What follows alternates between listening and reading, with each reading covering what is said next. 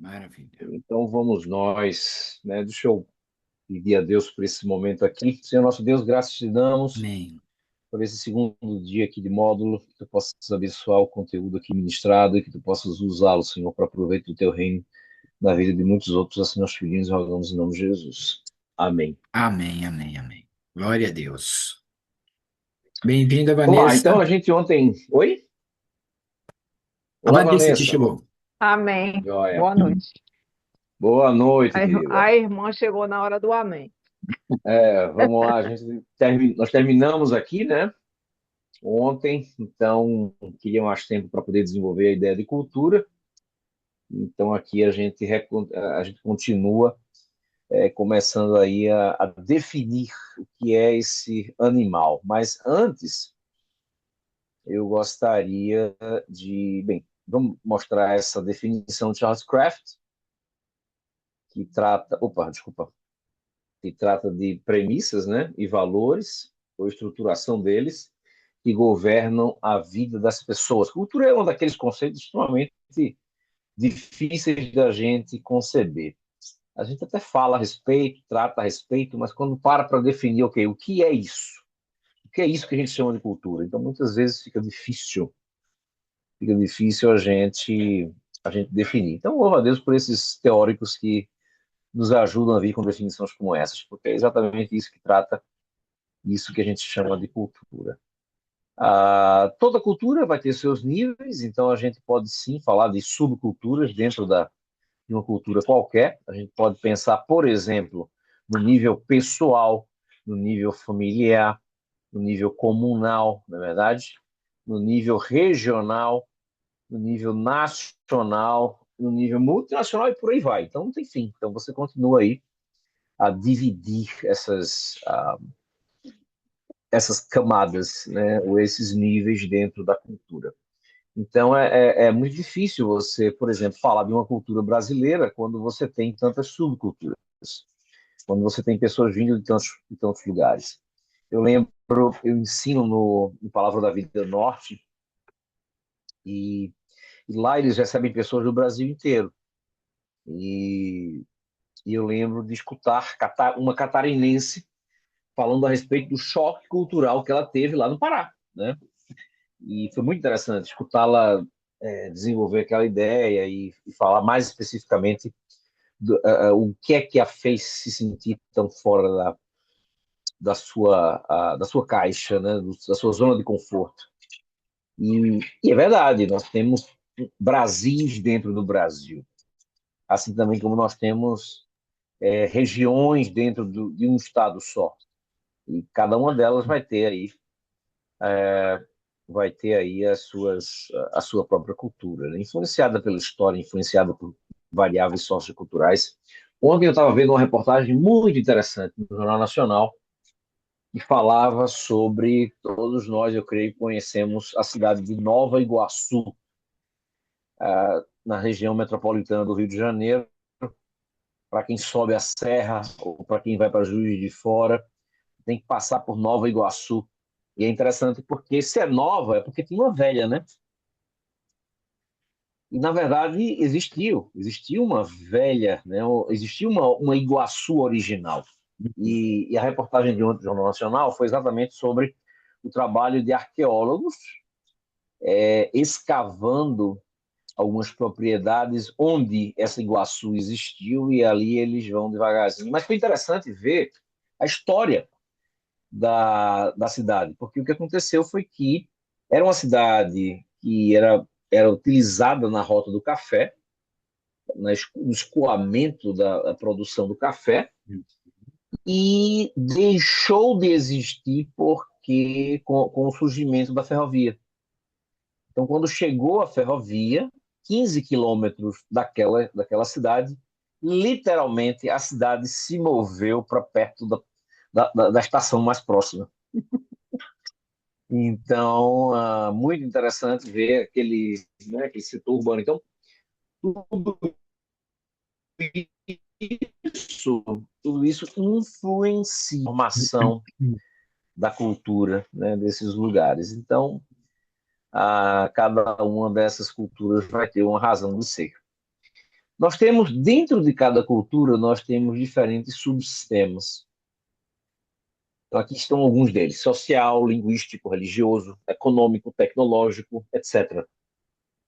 Então, perceba que cada um desses universos, eles estão dentro de uma determinada cultura, e no seu interior mais profundo está a cosmovisão dessa cultura. Uhum.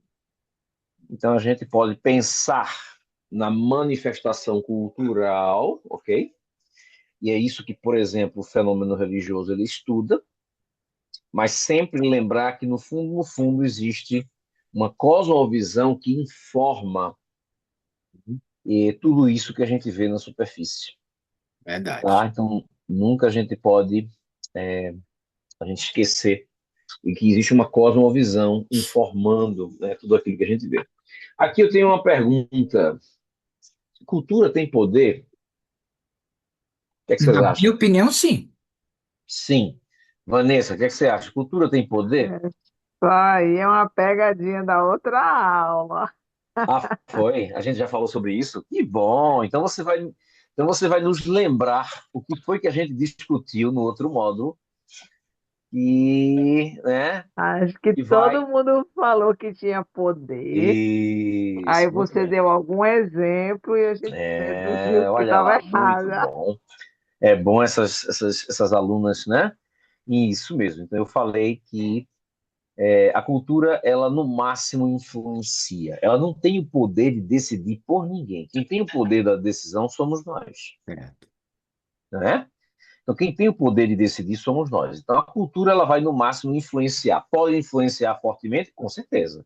E ela influencia fortemente. Mas lembrem-se que somos nós que tomamos ou a decisão, né, de seguir contra a cultura ou a favor da cultura. Então, Uhum. eu gosto de usar a estrada porque, se você parar para pensar, a cultura ela é como uma estrada.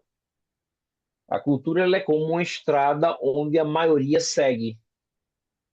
Então, imaginem que você não tem que dizer, por exemplo, você não tem que passar, você não tem que escrever um manual sobre como as pessoas devem se vestir na igreja no domingo. Por quê? Porque você assume que as pessoas sabem o tipo de roupa que elas devem se vestir no domingo. Isso não impede, vez por outra, de você ter alguma situação delicada, onde o pastor, ou os presbíteros, ou onde algum diácono vai ter que intervir, pedir para alguém sair, se recompor, enfim. Mas para a grande maioria, você não tem que traçar um tratado de como se vestir na igreja. Por quê? Porque você, na cultura local, você já assumiu aquilo, você já absorveu aquilo. E aí, Vanessa, eu também tenho um exemplo muito bom que eu gosto de usar sobre uma situação que aconteceu com alguns turistas alemães em Salvador. Você também lembra desse exemplo ou não?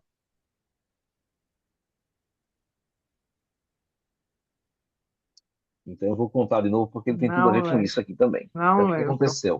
Ah, então eu lendo, né, há uns 15 anos atrás, eu ainda morava em Bangladesh, gostava de ler os jornais aqui do Brasil, e eu lembro que uma situação muito interessante aconteceu no aeroporto de Salvador, porque 4 turistas, 2 casais, foram presos no aeroporto de Salvador por desacato ao pudor. Eu não sei nem se isso ainda existe, pastor Djalma. Eu não sei nem se alguém pode ser preso ainda por isso, mas naquela época, pelo menos há 15 anos atrás, ainda ia. Mas foi muito interessante eu continuar a ler aquela reportagem para ler o testemunho daquela, ou melhor, de uma das alemãs. Porque o que ela disse, gente, realmente toca, né, ou impacta a gente. Porque ela disse: olha, nós estivemos aqui na Bahia durante uma semana, fomos em algumas praias da Bahia, vimos como as pessoas se vestiam nas praias, e por isso jamais fomos imaginar que trocar de roupa no aeroporto, no saguão do aeroporto, fosse causar tamanha comoção. E, meus irmãos, realmente, se você parar para pensar, os 2 casais tinham mais de 40 anos. Então, as suas roupas íntimas certamente eram mais compostas do que os biquínis que elas devem ter visto, por exemplo, nas praias. Agora, como explicar a alguém que é de fora, que não cresceu na nossa cultura, que a roupa que a gente usa na praia não é apropriada para o saguão de um aeroporto? É difícil, não é? Coloque-se no lugar desses turistas, não é verdade? É algo extremamente difícil de você explicar, né? E isso mostra como a cultura ela é sutil, né? Dentro de cada cultura, você vai ter uma ênfase maior, gente. Você vai ter uma ênfase maior, por exemplo, em culturas no América do Norte, você vai ter uma ênfase maior na economia, Uhum. e enquanto que na América do Sul você vai ter uma ênfase maior no social. Então, culturas norte-americanas são mais orientadas para a tarefa, culturas sul-americanas são mais orientadas para os relacionamentos. A, a gente falou também da questão da percepção, né, do elefante, então eu usei esse estudo aqui, o exemplo dos três cegos, né? A gente não vai falar, mas eu quero tratar da realidade, tá? Então, a questão da realidade, lembrando aqui o realismo crítico, porque isso precisa ser visto e revisto cada vez que a gente estuda uma matéria de antropologia, que é exatamente você evitar os dois extremos. Quais são os dois extremos? É você evitar um extremo que diz que não há realidade e a realidade a realidade, na verdade, ela é individual e não há realidade absoluta, e um outro extremo que vai dizer que só existe uma realidade absoluta, que as realidades individuais elas não são importantes. E o que a gente tenta fazer, usando aí o baseado nesse verso de 1 Coríntios 13:12, é exatamente considerar que a existência de realidades individuais, elas não anulam a existência de uma realidade absoluta, que assim como aqueles cegos, ela não pode ser vista pelo indivíduo, mas apenas pelo ser todo-poderoso, criador de todas as coisas. Então, nós somos como aqueles cegos. E é isso que o apóstolo Paulo ele escreve em 1 Coríntios 13:12.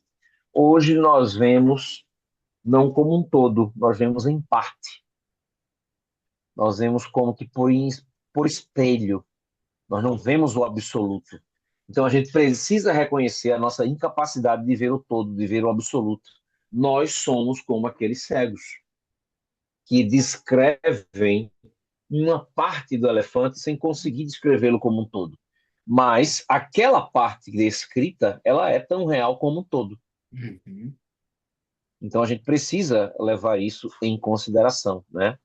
Então por isso que a gente vai tratar, e aí a gente fala sobre Cristo quando trata com Nicodemos, ele fala a respeito disso. Quando ele, por exemplo, tenta descrever o renascimento algumas vezes, Nicodemos não entende.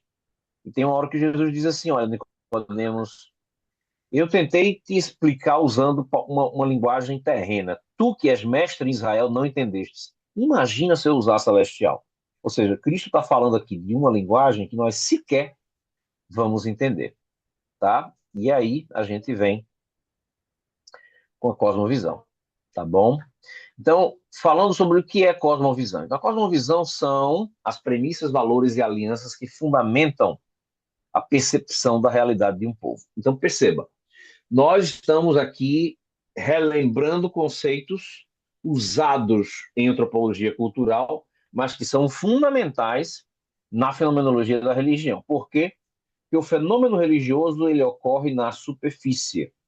Mas se nós não entendermos o que o informa, nós não vamos poder estudar a essência do estudo religioso como a gente vem advogando aqui. Então, a cosmovisão de uma cultura, de um povo, são as premissas, valores e alianças que fundamentam a percepção da realidade de um povo, tá? Então, as cosmovisões, elas são culturalmente estruturadas, então elas se manifestam através da cultura, elas fazem parte de um conjunto de premissas, ou seja, são coisas que você não fala a respeito. Aham. Então, é o caso, por exemplo, desses alemães que foram presos no aeroporto. Eles, eles jamais escutariam aquilo de um brasileiro. É o tipo da coisa que, infelizmente, você aprende somente vivendo. E se você não tiver tempo para viver, você vai entrar em apuros, como foi o caso deles. Define a percepção da realidade de um povo e a sua reação a esta. Por exemplo, no sul da Ásia, é muito comum, quando uma pessoa fica doente, de chamar curandeiros. Por quê? Porque faz parte da cosmovisão daquele povo. O mundo espiritual ele faz parte da realidade da cosmovisão daquele povo. Enquanto que aqui, no mundo ocidental, quando a gente fica doente, a gente procura o quê? Procura um médico, ou pelo menos boa parte. A gente ainda vai encontrar lugares aqui no Brasil, por exemplo, onde as pessoas vão procurar o xamã, vão procurar a benzedeira, como é o caso aqui do Nordeste. Mas na maior parte do contexto urbano brasileiro, você vai procurar um médico. Por quê? Porque o mundo espiritual deixou de fazer parte da forma com que o ocidental percebe a sua realidade. Tá? Isso aqui tem os seus prós e tem os seus contras. Mas nós, como comunicadores do Evangelho, que vamos ter que tratar acerca do mundo espiritual, nós precisamos entender isso, entender essa percepção, para que a gente possa se comunicar de uma maneira que essa audiência ela entenda, tá bom? Atos 14, 8, 18 foi exatamente o texto que a gente leu na aula passada, então não precisamos ler outra vez, mas vocês viram a, a, a Bíblia tratando de Simão mágico, né, e como ele vem para Cristo, mas vem para Cristo ainda de uma maneira que traz a sua cosmovisão, tá? Ela traz a sua cosmovisão ainda ali na sua, né? Ainda ali na sua conversão, tá? Então, entenda, sim, isso aqui é algo importante que a gente fala. Entenda, queridos, que a salvação de alguém é apenas o começo de uma jornada. Então, a gente pode, por exemplo, pensar na salvação como um ponto e na santificação como uma linha. E que linha é essa? Essa linha não é outra coisa senão a transformação da cosmovisão. Nem toda cultura é pura o suficiente para não precisar de ser transformada pelo Evangelho do Senhor Jesus. Da mesma maneira que nem toda cultura ela é impura o suficiente para não ter nuances da imagem de Deus Todo-Poderoso.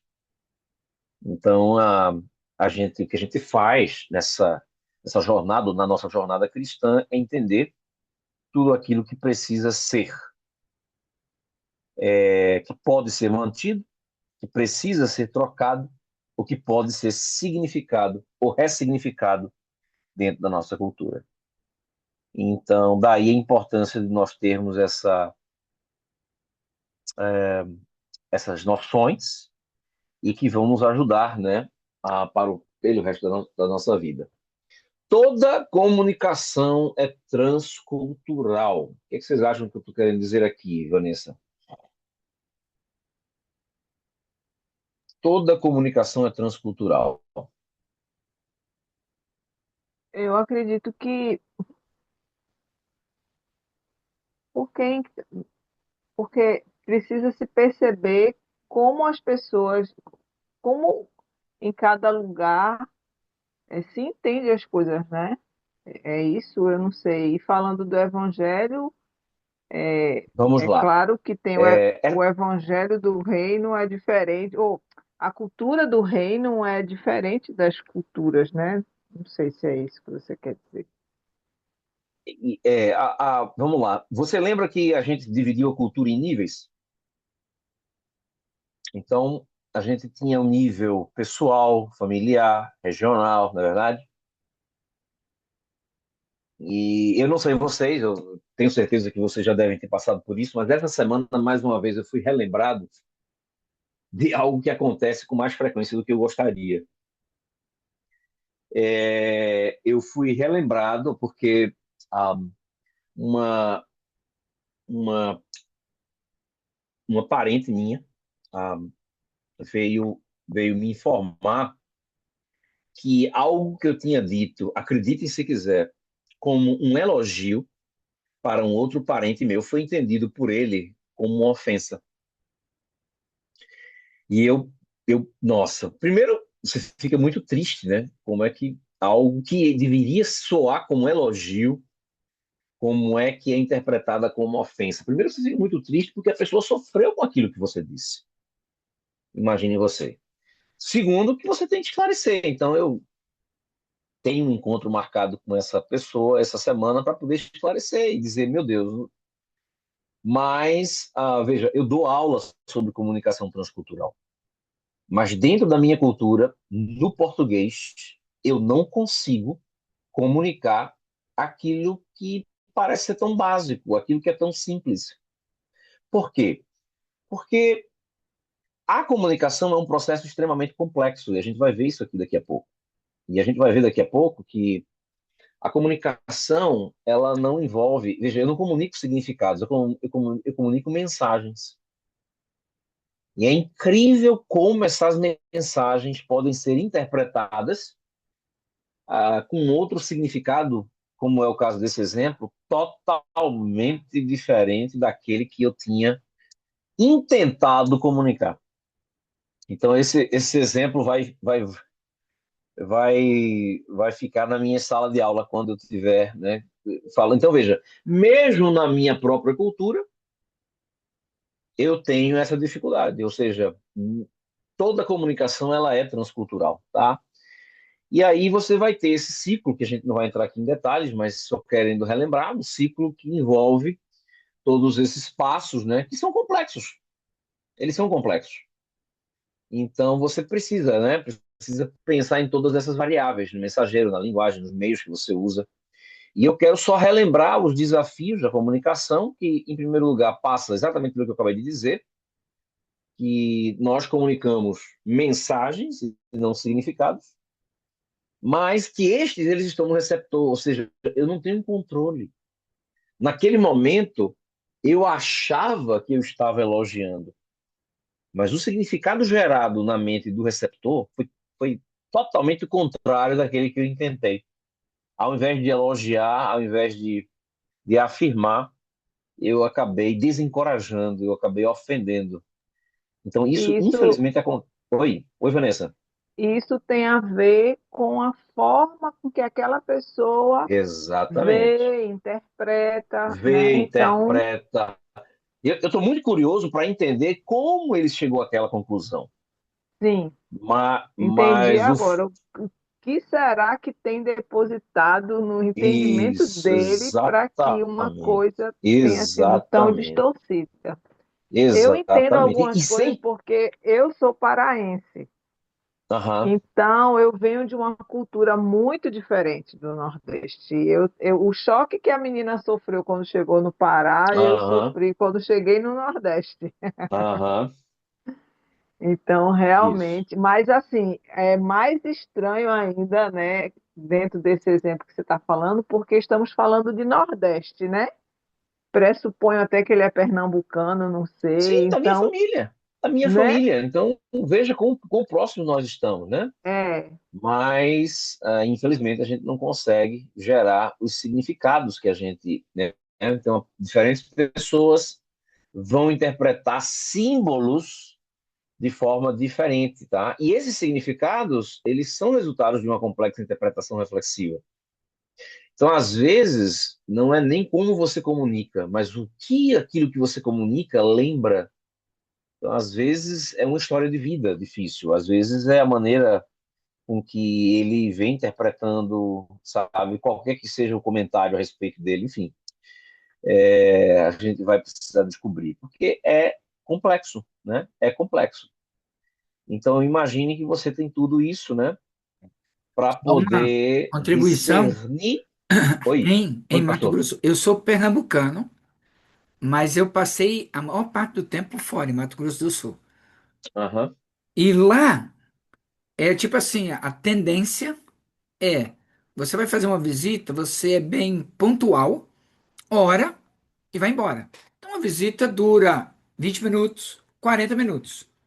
Eu fui fazer uma visita aqui com a minha esposa, nós ficamos 2 horas e a pessoa falou, mas já, a gente mal começou.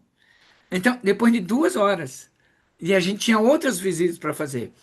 Então, assim, na mente da pessoa, foi aham, rápido demais e sim, eu teria que voltar lá, uhum, entendeu? Aí eu falei assim, bem, o é, que que ela entendeu, né? Qual era o conceito uhum, dela por trás? Então, para ela, aham, depois eu fui verificar, puxa, aquele pastor não educado foi embora rapidinho, depois de 2 horas. aham, aham. Eu encontrei isso em Bangladesh. A gente preferia, se nós não tivéssemos tempo, horas, era melhor não visitar do que visitar rapidamente, porque Aham, você ofendia as pessoas se você fosse muito rápido. certo. Então a gente tinha que analisar isso aí. Então me lembrou o nosso contexto lá no sul da Ásia. Aham. E, e é importante, né, que a gente lembre desse texto, né, de João 20 a 19 e 21, que é quando Cristo diz, quando Cristo envia os seus discípulos, dizendo que eles estavam sendo enviados da maneira que o Pai enviou. Então, então imagine tudo aquilo que foi o envio de Cristo deve ser replicado por nós. É claro que a gente não vai replicar tudo, mas, por exemplo, o modelo encarnacional ele precisa ser replicado. A comunicação transcultural, então tudo isso, né? E aí ficou aquele exercício que nós passamos, falando sobre algumas características de Jesus como Cristo, né? Como comunicador, que fala sobre o foco no ouvinte, a tomada de iniciativa, envolvimento com o ouvinte, vivenciava a mensagem, correlacionava a mensagem com as necessidades do ouvinte, facilitava a Uhum. descoberta. Perceba, e esse é o elemento que a gente está trazendo de novo nesse módulo, que para fazer tudo isso, ele precisou estudar a cultura. Isso ele fez muito bem, porque, por exemplo, para correlacionar a mensagem com as necessidades do ouvinte, ele sabia as necessidades da sua audiência. É claro que ele cresceu naquela cultura, né? Tratou, é bem verdade, com outras culturas, mas a maior parte ele estava ali tratando da cultura onde ele foi formado. Então, o Cristo encarnado, ele cresceu numa cultura dentro daquele primeiro século, né? Ah, e aí, isso aqui é algo que a gente não tratou no último módulo. Ah, a gente precisa falar sobre mudanças de cosmovisão, porque isso é algo que vai acontecer a partir do momento em que você prega o Evangelho do Senhor Jesus. Mas eu quero aqui trazer algumas questões para vocês. Primeiro, em primeiro lugar, essa frase de que perceba a cosmovisão de um povo precisa explicar suas experiências. Quando não explica, surge a possibilidade de mudança. Então, aqui a gente mostra a primeiro grande elemento que explica a importância, tanto na antropologia cultural, mas também na fenomenologia da religião, que é o que, gente? Estudar a cosmovisão local de tal maneira que a gente entenda possíveis brechas que ela deixa, brechas essas que nós podemos usar para inserir, para explicar o Evangelho do Senhor Jesus. Vou dar um exemplo para vocês. No Islã, ninguém tem certeza da sua salvação. Então, o próprio Maomé, no Alcorão, ele vai dizer que ele não sabe qual o seu destino no dia do juízo final. Então, o muçulmano, ele sabe que um dia, e é Cristo que volta, viu? Desculpa, professor, o Cristo senhor há de podia voltar e repetir a julgar frase, vivos e porque mortos. o senhor podia repetir a frase quando você Qual falou dos delas? Essa muçulmanos, que tá, porque essa do cortou, né? slide? Não, não, quando você falou na Sim. cultura Não, no muçulmana, Islã, o que eu disse é que no sim. Islã, o muçulmano, ele não tem certeza da sua salvação. Ninguém tem. Então, o próprio Maomé no Alcorão, ele vai registrar que ele não sabe o que vai acontecer com a vida dele, com a alma dele no dia do juízo final. E aí o que acontece? Sim, por que que eu sei disso? Eu sei disso porque eu li o Alcorão. Eu sei disso porque eu li livros que estudavam e analisavam o Alcorão. Mas na hora que eu sei disso, eu posso contrastar.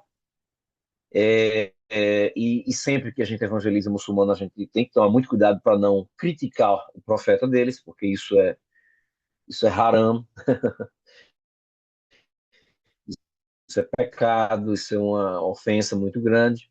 Mas sem criticar diretamente, eu posso ajudá-los a ver a diferença. Por exemplo, entre o profeta do Alcorão, que diz o que eu acabei de dizer, e o que diz o profeta do Novo Testamento, que vai prometer e vai dizer não somente que vai para o céu, mas que vai preparar morada para aqueles que neles creem, para os seus seguidores.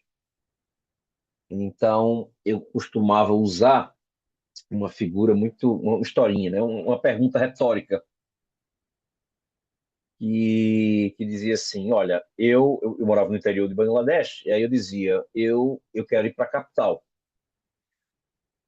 E eu não sei o caminho. Você acha que eu vou perguntar a alguém que já foi ou alguém que nunca foi para a capital? E a resposta é óbvia. E aí eu dizia, por isso que eu sigo a Jesus, porque ele não somente está no céu, o que é algo que o Alcorão diz, tá? Então, o Alcorão diz que Jesus está sentado à direita de Deus Pai, igualzinho ao que diz a nossa palavra de Deus. E aí eu dizia, ó, então Cristo não somente está lá, como também promete preparar morada para todos aqueles que o seguem. E aí eu deixo que eles façam as devidas comparações. Mas a minha intenção é mostrar, usando aquela brecha que existe na cosmovisão islâmica, como a palavra de Deus, como a Bíblia, ela fecha aquela lacuna. Tá entendendo aqui? Da mesma maneira a gente pode fazer para os católicos, da mesma maneira a gente pode fazer para os espíritas, da mesma maneira a gente pode fazer com qualquer que seja a audiência. Então, toda cosmovisão ela precisa explicar a experiência do povo. Quando ela não faz, você deixa brechas que podem ser usadas para introduzir as boas novas do Senhor Jesus. Professor, deixa eu fazer uma Tá? pergunta Aham. curiosa. Uhum. Essa brecha em relação aos muçulmanos, né? Foi algo que você aprendeu no campo, com a experiência da sua equipe, não sei? Ou foi algo Aham. mesmo estudando a cultura e o Espírito Santo lhe deu Não, essa veio depois. estratégia? Isso, eu tive o privilégio de caminhar com tanto evangelistas bengales, mais experientes Sim, do que eu, mas também com missionários mais experientes do que eu, que já me deram o pulo do sim, gato. Então, só você ter ideia, certo, já existem entendi. livros escritos tanto por ex-muçulmanos como por missionários experientes Sim, que nos ajudam a entender essas brechas, ajudam a entender possíveis pontes. Então, por sim, exemplo, você viu, se você leu, Vanessa, o artigo que eu pedi para sim, o pastor Djalma compartilhar, então li, o artigo que trata de analogias da redenção, ele trata exatamente de pontes como essa que eu estou descrevendo. Por exemplo, na Sura número 3, que é o terceiro livro do Alcorão, você vai encontrar alguns versículos que tratam de Jesus como um ser único, um ser que tem poder sobre a morte, um ser que cura leprosos, um ser que é o Verbo de Deus, tá? Um ser que está sentado. Então, aquele conjunto de versículos e outros, e quando você lê o Alcorão, eu tive que ler, Vanessa, o Alcorão para poder dizer aos meus amigos, eu já li o Alcorão, porque não bastava somente eu saber o pulo do gato, né? Eu sabia, Sim, sim. eu tinha que ter lido pelo menos uma vez para poder dizer que eu li.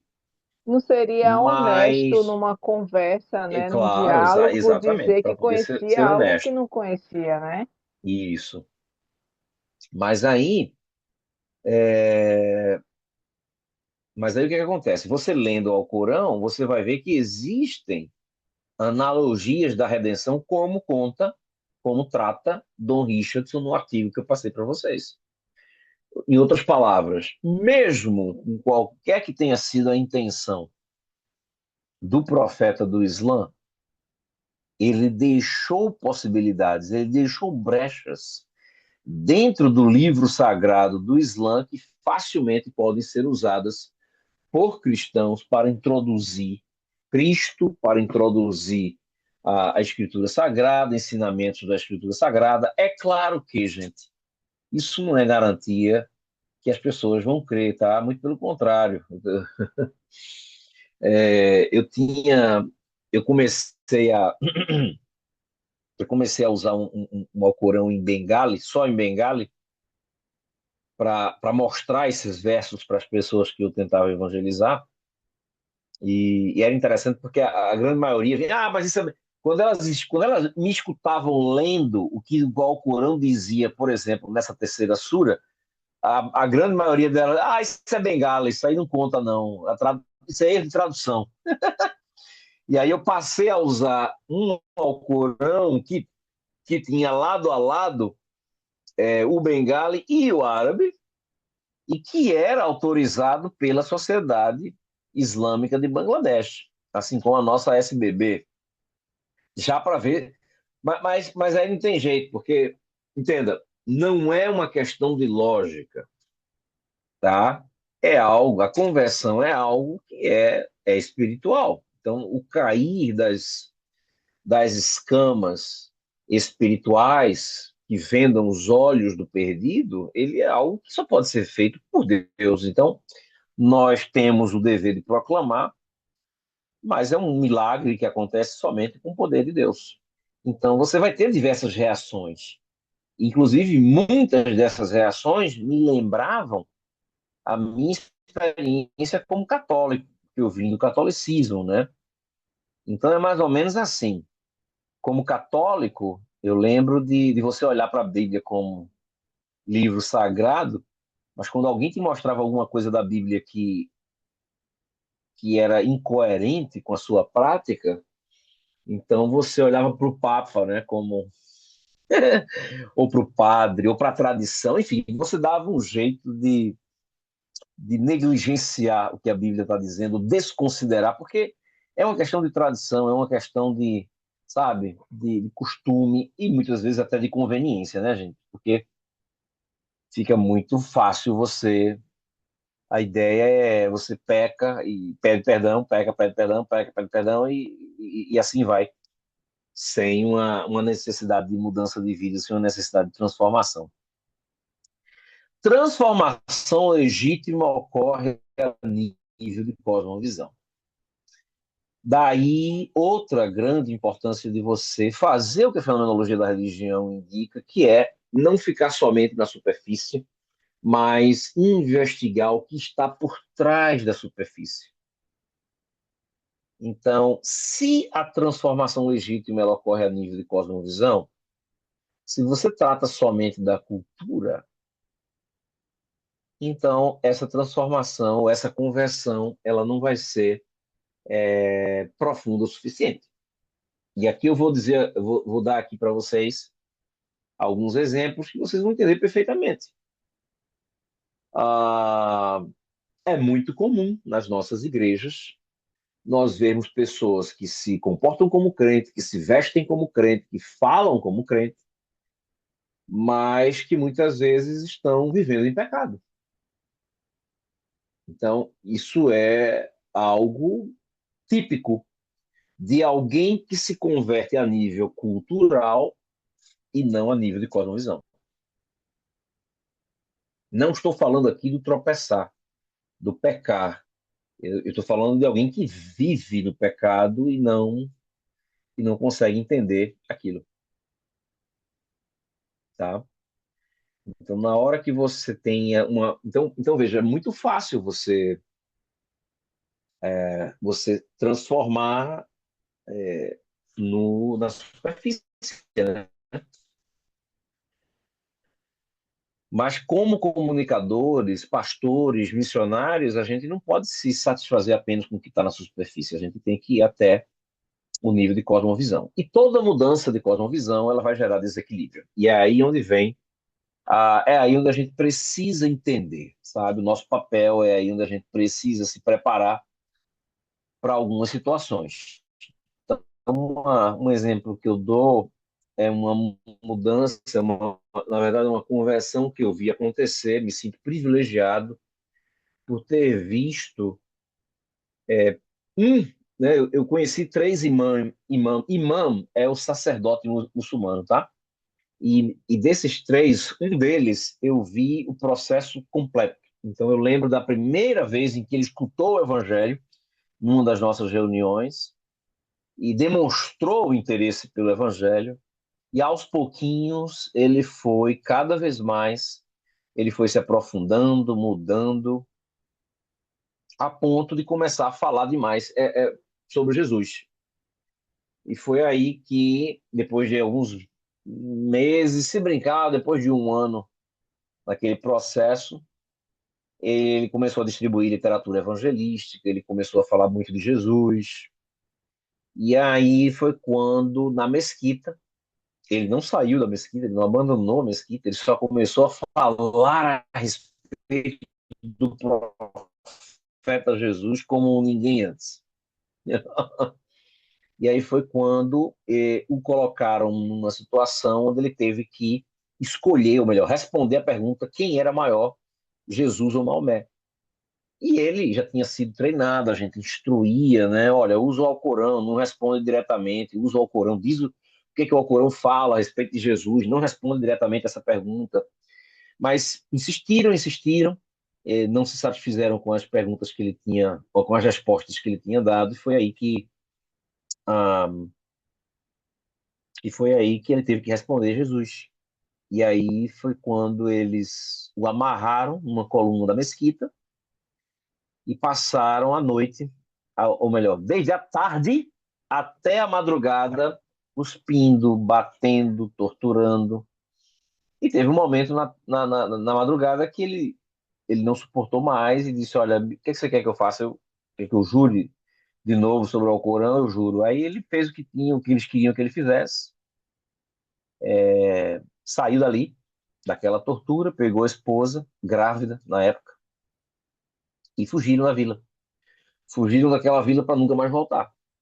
Foram recebidos por uma, ou melhor, pela igreja, né? Onde ele congregava, e tentou ajudar. Mas o que eu, na verdade, estava querendo falar foi algo que aconteceu antes desse episódio, porque 15 dias antes disso ter acontecido, nós estávamos numa reunião de líderes, um treinamento de líderes, e deu para notar que ele estava muito diferente. Cabisbaixo, triste, pensativo. E ele chegou para mim numa caminhada que a gente estava fazendo, eu e ele, só nós dois, num campo de arroz, e ele chegou para mim e perguntou, Chantubai, que era assim que eu era conhecido, o que você acha? A gente já tinha orado, ele já tinha expressado a preocupação no grupo, e ele chegou para mim pessoalmente mais tarde e perguntou, o que que você acha que eu tenho que fazer? O que que você acha que eu devo fazer?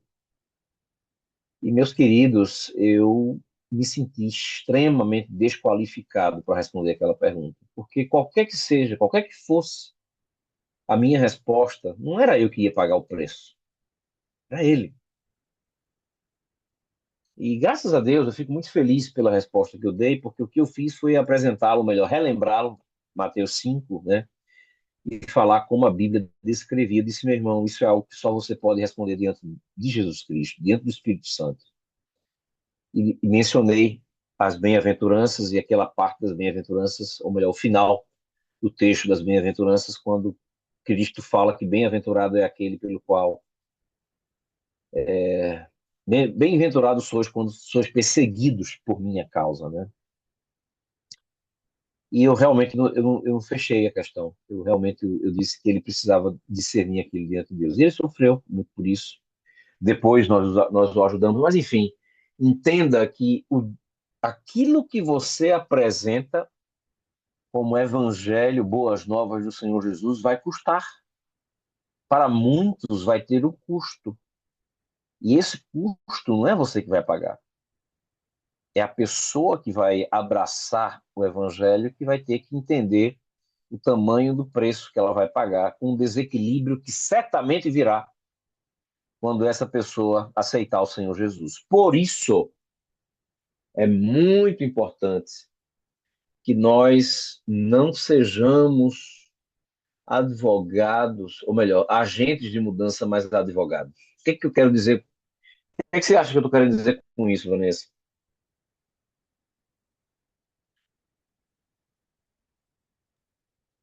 O advogado, ele defende, né, agente da mudança. O agente da É, transformação é o Senhor, né? O Espírito Santo de Deus, é a palavra, né, que vai transformar.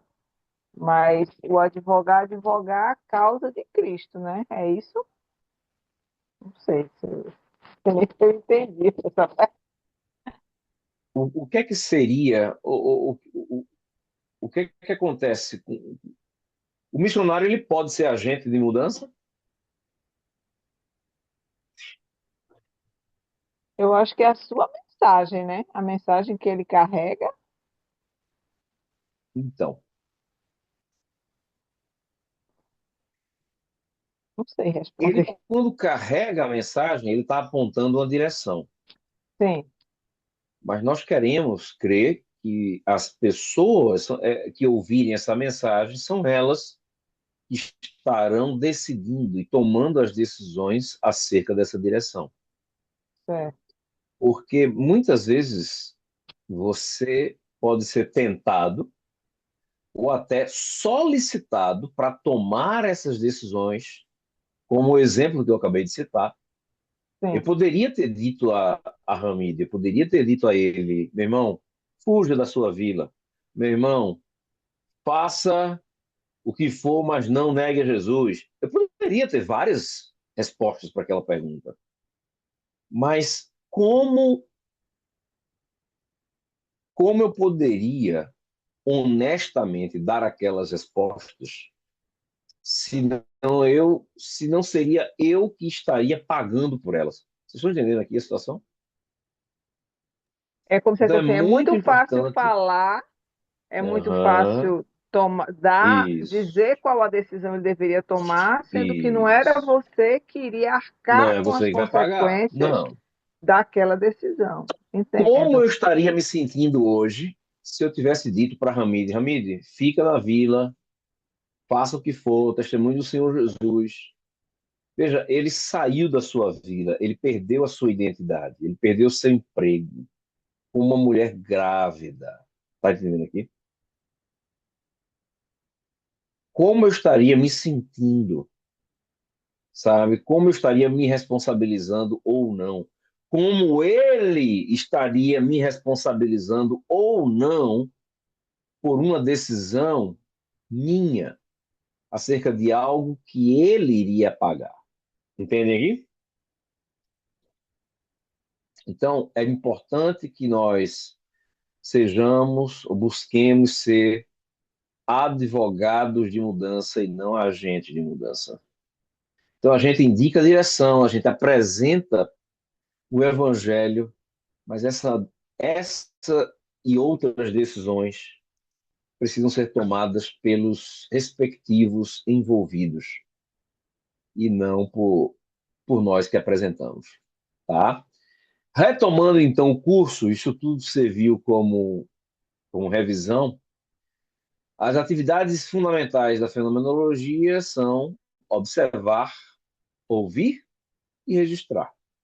Então, como aprendizes, nós temos a oportunidade de fazer tudo isso. A gente faz tudo isso tentando, né, entender o que está acontecendo naquele ambiente, naquele contexto que nós estamos tentando ou querendo estudar.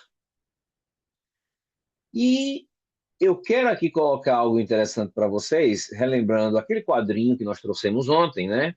Então, lembrando que a cultura ela é estudada pela antropologia cultural, que oferece a linguística para estudar a língua, a fenomenologia para estudar a religião, tá?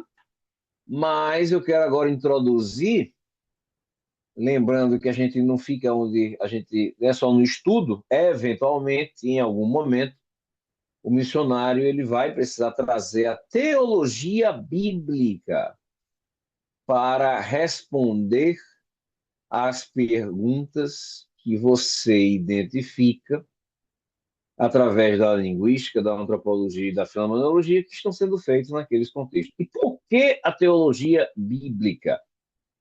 E aqui eu quero fazer uma diferenciação de bíblica para sistemática, tá? Lembrando, gente, e eu quero começar fazendo isso, que a teologia sistemática, ou seja, a sistematização do conhecimento teológico, é um luxo para sociedades cristianizadas há muito tempo. Então, imaginem vocês que a gente tem o luxo, por exemplo, num curso de teologia, de estudar como da influência do pensamento teológico dos pais da igreja, de Agostinho, de Gregório, da reforma protestante, e por aí vai. E cada uma dessas etapas milenares, nós contamos com concílios, com confissões de fé, com tratados teológicos, credos, que não são poucos, mas tudo isso vem de 2 milênios de teologia, ou de pensamento teológico. É uma tragédia quando o missionário não percebe que a sistematização do pensamento teológico é um luxo para algumas sociedades, mas que não vai ser facilmente transferível para sociedades que, por exemplo, estão sendo apresentadas no Evangelho pela primeira vez.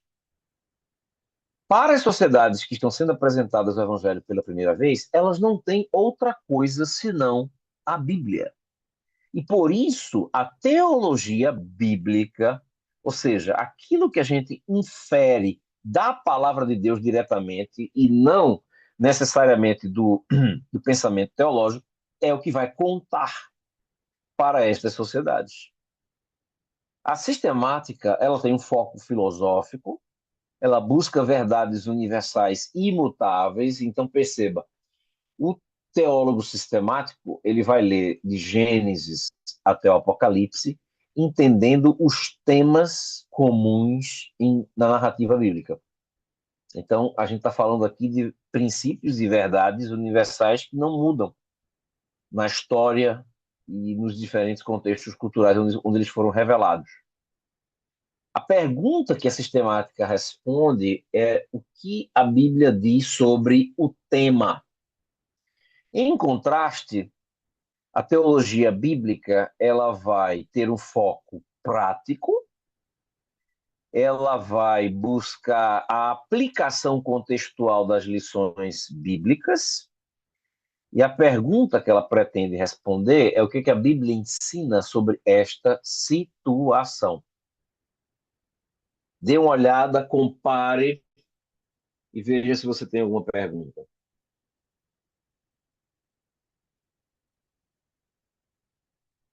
Ou observação, ou comentário. Fique à vontade.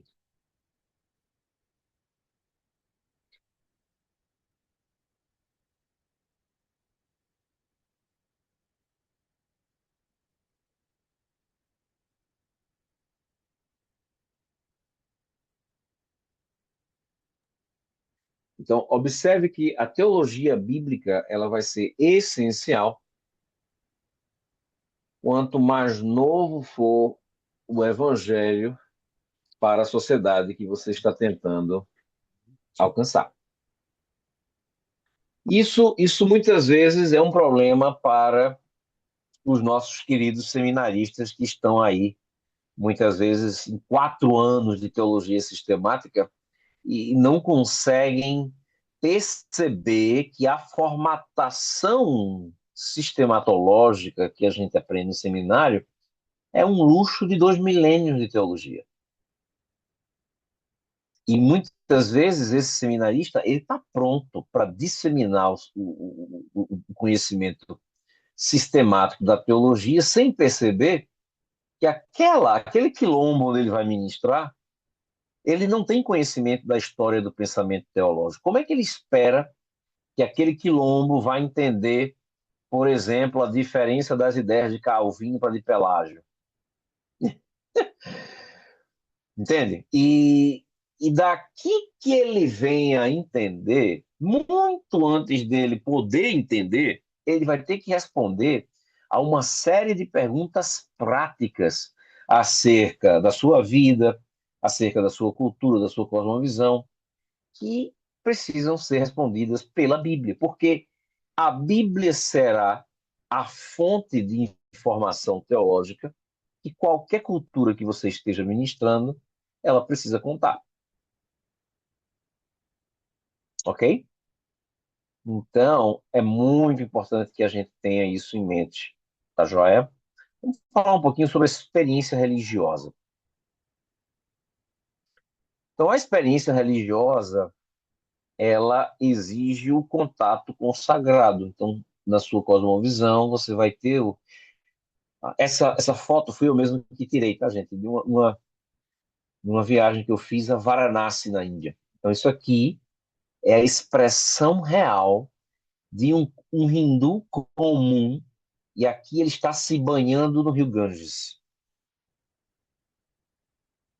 Então, aqui a gente está falando de alguém que crê que está tendo contato com o sagrado. O rio Ganges, ele é um rio sagrado, ele é considerado pelo hindu como uma porta espiritual que liga ao, é um portal físico que liga ao mundo espiritual. Então, essa expressão me impressionou, porque aqui você vê alguém que realmente crê nisso. Então, nunca desconsidere ou releve a experiência religiosa que aquela pessoa está tendo. Ela realmente crê que ela está tendo, dentro da sua cosmovisão, contato com o sagrado.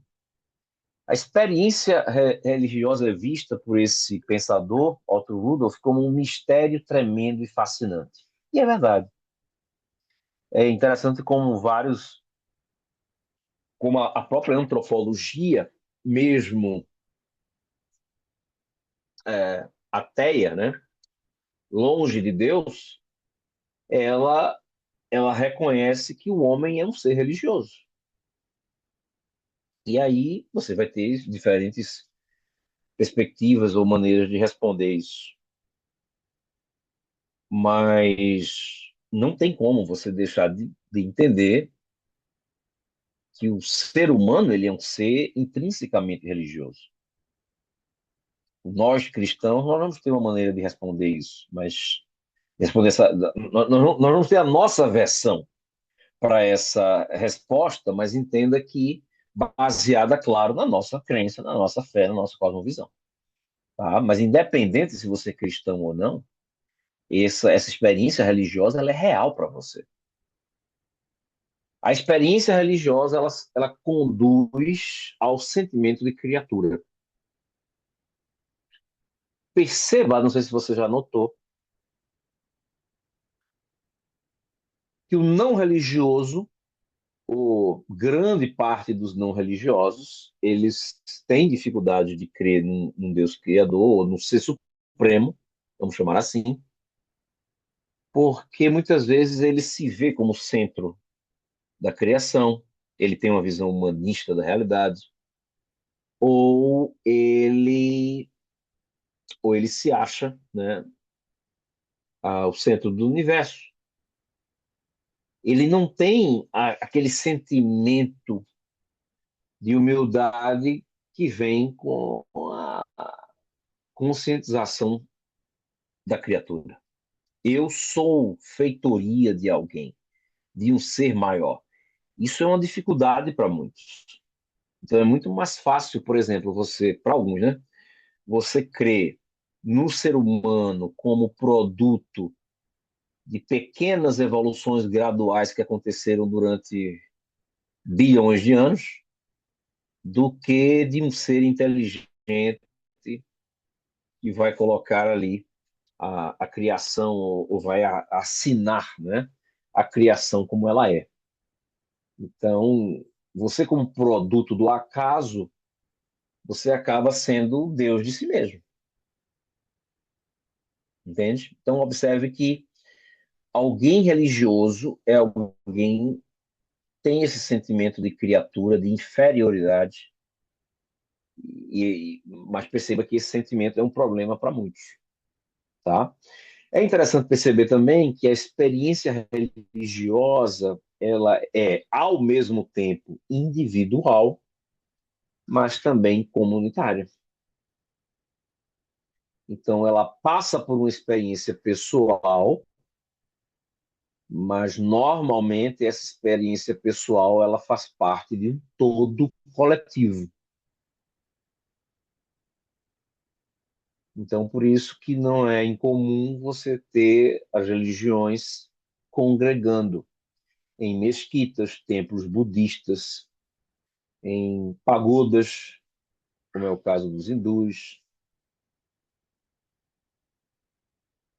Então você vai ter isso acontecendo porque há algo na experiência comunitária que vai dar sabor e significado à experiência religiosa e à religião.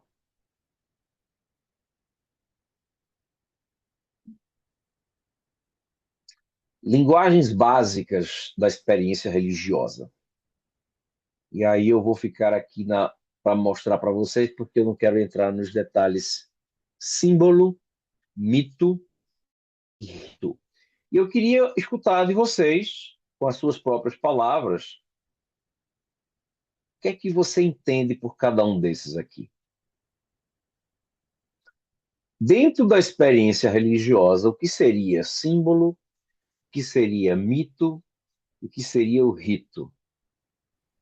E amanhã a gente vai entrar detalhadamente em cada um deles. Isso aqui é o coração do nosso módulo, tá? É. Muito difícil dar em 3 dias um módulo em que normalmente eu dou em uma semana, mas É. a gente tem que ver, né? Mito, eu Sim, imagino que é algo que você ouve, histórias, mas não certo. existe uma comprovação científica, por exemplo. Ok, ok. Isso é um mito. É contado, você ouve história, mas não, é uma lenda, Certo, né? certo. O rito é tipo assim, quando você, por exemplo, vai fazer, o único que está me vindo à mente agora é a maçonaria, o ritual de entrada na maçonaria. Então ele tem que cumprir alguns procedimentos para Aham, ele pertencer a um determinado grupo. Então, é um ritual. Ou o Cherokee nos Estados Unidos, quando o rapaz tem que passar a noite na floresta. Então, ele tem um ritual de aham. passagem, Um né? ritual de passagem. Uhum, Exato. E o símbolo é o que aquele, que pode ser uma escrita, pode ser um material de papel, de uhum, pedra, representa a cruz do Calvário. Qual é o significado da cruz do Calvário para a vida do cristão? Para o católico tem um tipo de cruz, para o evangélico tem outra. Então, o símbolo é diferente porque o ensinamento também é diferente. uhum. Certo. Vanessa, alguma coisa a acrescentar? descer, porque ele abriu a boca, porque eu já estava aqui. Meu Deus, que direi eu? É, Vamos lá. Eu achei interessante o pastor Djalma mencionar que o mito são histórias que a gente ouve, mas sem comprovação científica. E sim, ah, os mitos são as narrativas fundamentais, tá, de toda e qualquer religião. E toda e qualquer religião terá os seus mitos. Mas aqui eu quero dizer que o fato de não ser comprovado pelo método científico não quer dizer que seja mentira. Mas, se você observar, hoje, no uso da nossa linguagem, no português, hoje, muitas vezes mito é quase sinônimo de algo que não é real. Concorda? Então, quando a gente diz que algo é um mito, é quase dizendo, isso é um mito. Quer dizer, ninguém, isso não existe. O povo fala, mas não. Entende aí?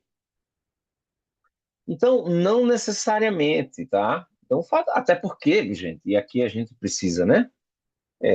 Eu, como engenheiro, a engenharia é ciência aplicada. Então, a gente tem que reconhecer. Eu não tenho nenhuma vergonha embora eu ache que não exista um método melhor do que o método científico para a gente fundamentar, gerar, produzir conhecimento, eu não posso deixar de reconhecer as limitações do método científico. Por exemplo, o método científico, ele exige métrica, ele exige algo que seja mensurável. Mas será que tudo no mundo, tudo no universo é mensurável? Será que tudo é mensurável com as ferramentas que nós temos hoje? Então, seria limitar demais. Mas acredite se quiser, tem muitos cientistas que vão dizer: não, se não for mensurável, não é real. Então, é aquela história, por exemplo, de algumas substâncias que a sabedoria popular crê que faça efeito para algumas situações, né? Doenças ou desconfortos. E o médico que é treinado no método científico, ele vai desconsiderar simplesmente porque nunca foi feito um estudo dentro da metodologia científica que comprovasse aquilo. Mas veja, o fato de nunca ter sido comprovado não quer dizer que não é. Mas quando você vai escutar isso do médico, ele simplesmente diz não é.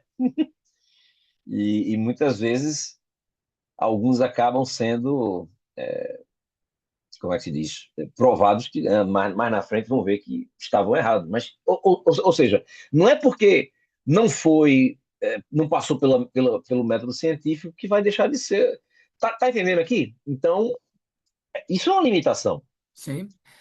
Você me fez lembrar quando eu jogava bola no Nordeste, Uhum. aí em Pernambuco, e eu aprendi uma coisa, me vem à mente agora, que quando começava a sentir uma dor aqui, numa altura, O você galinho, pegava a uma coisinha. planta, colocava lá e Eu já fiz passava. muito isso, pastor. Cara, eu lembrei disso agora, porque eu falei assim, cara, não existe comprovação científica, pode até ter algo, né? Mas assim, tinha dias que aquilo funcionava e tinha dias que não funcionava, entendeu? Uhum, uhum. Isso. Então, o mito, gente, é a narrativa que explica a experiência religiosa, tá? O rito é o mito em prática. Então, o rito, ele é a mitologia aplicada. E o símbolo é aquilo que representa o símbolo, todo símbolo vem do mito, todo rito também vem do mito. Mas o símbolo vai ser a representação, tá, daquela narrativa. Então, por exemplo, quando a gente está. Vamos pensar nos católicos, né, na religião católica. Então, você vai ter a história, então, a paixão de Cristo é o mito que vai explicar a veneração, a adoração a Cristo. que é simbolizada pelo quê? Pela cruz, ou por esse peixinho, né? Que é como os cristãos no primeiro século começaram a identificar-se. E o que seria o rito? O rito é a procissão, é a missa, são os rituais a que pertencem, os rituais que materializam o mito e os seus símbolos, tá? Nós vamos ver cada um desses com mais detalhes a partir de amanhã, tá? Começando pelo símbolo, mas eu quero deixar isso para fazer com bem calma, com mais tempo, para a gente poder maturar e para a gente poder aí digerir esses conceitos que são os mais importantes dessa semana, tá? São os mais importantes aqui da disciplina Fenomenologia da Religião. Eu queria parar por aqui, é um momento natural da gente fazer isso, e amanhã a gente entra fundo aí na simbologia, tá bom? Maravilha, Como, maravilha. como amanhã a gente vai estar bem apertadinho de conteúdo, eu não vou deixar o artigo de hoje, não, tá? Amanhã a gente realmente precisa correr Tá, para poder terminar nas 3 horas que nos resta amanhã. Tá joia? maravilha. Então, Deus abençoe vocês e amanhã a gente retoma de onde a gente parou. Perfeito. Vanessa, Boa parabéns noite. pela